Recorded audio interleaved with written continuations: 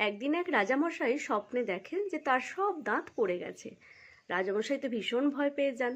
তখন তিনি এক জ্যোতিষীকে ডেকে এর অর্থ জিজ্ঞাসা করেন। তখন জ্যোতিষী বলেন, এর অর্থ হচ্ছে আপনার প্রিয় মানুষেরা খুব তাড়াতাড়ি মারা যাবে এবং আপনার চোখের সামনেই মারা যাবে, আপনি কিচ্ছু করতে পারবেন না। তখন রাজামশাই তো ভীষণ ক্ষিপ্ত হয়ে যান, তখন তাকে মৃত্যুদণ্ড দেন। এবার দ্বিতীয়জন একজন জ্যোতিষীকে ডেকে পাঠান রাজামশাই।